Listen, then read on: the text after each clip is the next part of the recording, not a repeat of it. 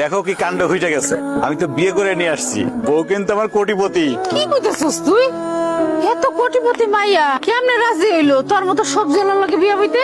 কথায় আছে না, লুঙ্গি খুলতে সময় লাগে, ভাগ্য বদলাইতে সময় লাগে না। নতুন বউ লইছস, ঘরে নিবি না? চলো বউ, ঘরে চলো।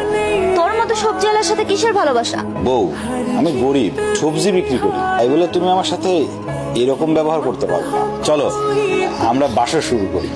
তোর মতো একটা সবজিওয়ালার সাথে আমি করব বাসর ঘর? অসম্ভব, কারণ তোকে আমি স্বামী বলে মানি না। তুমি কি বললা? তোর মতো সবজিওয়ালা আমার মতো একটা সুন্দরী কোটিপতি বউ পাবে, সেটা কিভাবে হয় বলতো? তুই বল। আমি তো তোমাকে জোর করে বিয়ে করি নাই, তুমি আমাকে জোর করে বিয়ে করছো। এই বিয়েটা ছিল চোখের ভুল অপারেশনের মতো, আর এই ভুলটা আমি একদমই বাড়াইতে চাই না। সো তুই আমাকে আজকেই ডিভোর্স দিবি। এই ছোট লোকের বাচ্চা, তুই থমকে আছিস কেন? ডিভোর্স দে আমাকে। বউ, আমি আল্লাহর কালেমা করে বিয়ে করছি, আমি তো তোমাকে ডিভোর্স দিতে পারবো না। সবজিওয়ালার বাচ্চা, তুই আমাকে আমার টাকা পয়সা সম্পত্তির জন্য আমাকে ডিভোর্স দিতে চাচ্ছিস না, সেটা আমি খুব ভালো করে বুঝতে পারছি। শোনো, তোমার টাকা পয়সা বিষয় সম্পত্তির উপর আমার কোনো লোভ নেই। তুমি আমার বউ, আমার এই ঘরের বউ হয়েই থাকবা। আমি কোনোভাবেই তোমাকে ডিভোর্স দিতে পারবো না।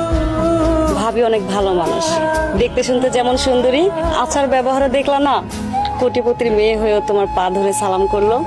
তোমরা তো বড় লোক মানুষ, তোমাকে রান্না বাড়ি আলাদা। আমরা তো গরিব মানুষ, অত ভালো করে রাঁধতে জানিও না, কোনোদিন খাইও না। তাই কইছিলাম তুমি যদি নিজের হাতে রান্ধো, তুমিও খাইতে পারবা, আমরাও মজা করে খাইতে পারবো। আমাকে দেখে আপনাদের কোন অ্যাঙ্গেলে কাজের বুয়া মনে হয় যে আমি এখন রান্না করে আপনাদের গেলাইতে যাব? এরকম করে বা কথাটা কইতেছো? সবজিওয়ালার মায়ের কথার কি ঠেলা? এই খ্যাত মনে হয় অশিক্ষিতর গোডাউন।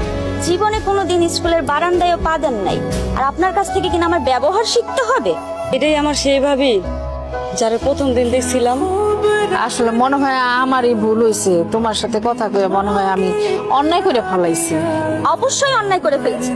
আপনার মতো ছোট লোক আমার সাথে কথা বলার সাহস পায় কি করে? ভাবি, তুমি কিন্তু মারে একটু বেশি বেশি অপমান করতেছো।